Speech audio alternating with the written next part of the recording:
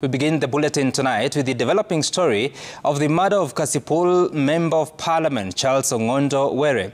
Investigations into that murder have zeroed in on a suspect captured on CCTV trailing the legislator minutes before he was gunned down along Valley Road.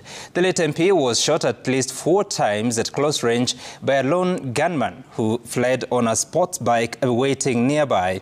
Detectives who have visited key locations the MP visited on the final day, relying on CCTV footage and witness statements from his driver and bodyguards as they work to track down the killers. Gatete Njoroge reports. 3 bullet holes pierced the passenger side window. Bloodstains smeared the console box. The aftermath of what police believe was a well-orchestrated murder plot, executed with deadly precision by a hired assassin, ending the life of Kasipul MP Charles Were along Valley Road on Wednesday night. A chilling assassination that is causing detectives sleepless nights as they pursue all available leads to nab the suspects. On Thursday, detectives extended their probe to the National Assembly, where the late Kasipul MP Charles Were had spent most of his day attending to parliamentary duties.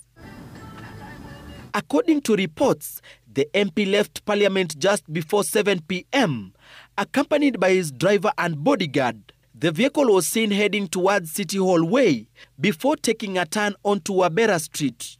It was along this street that the MP's car came to a stop.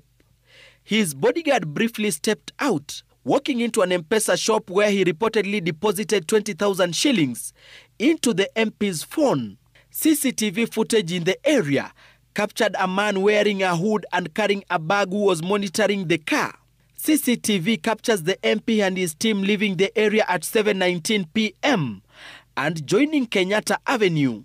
The driver changed route and joined Ralph Birch Road to evade traffic before joining Agwings Kodhek Road.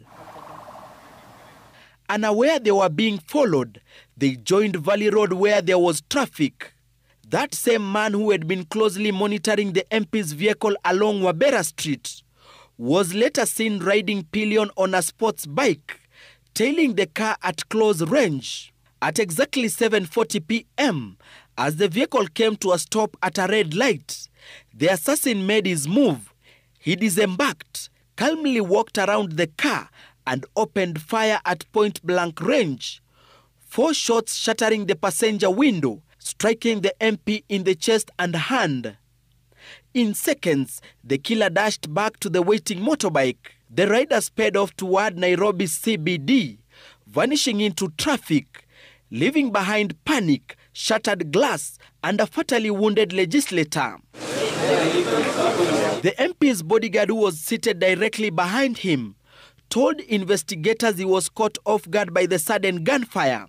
He says he instinctively took cover before stepping out to pursue the attackers, but by then they had already vanished.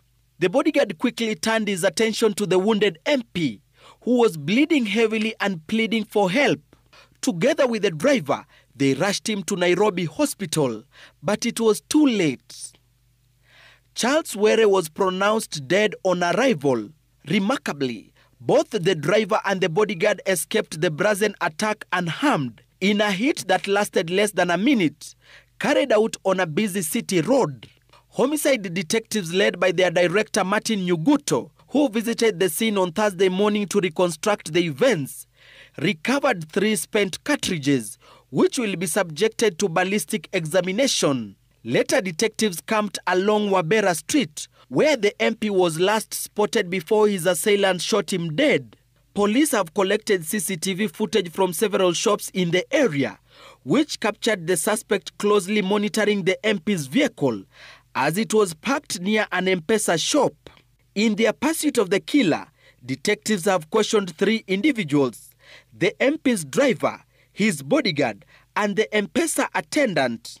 The investigation has also widened to Kasipul as police explore the possibility that the assassination may have been politically motivated. With investigators having combed the area where Kasipul MP Charles Were was gunned down, the focus now shifts to tracking his last moments, reviewing CCTV footages and getting witness accounts to be able to pursue the killers. Gatete Njoroge, Citizen TV, Valley Road, Nairobi.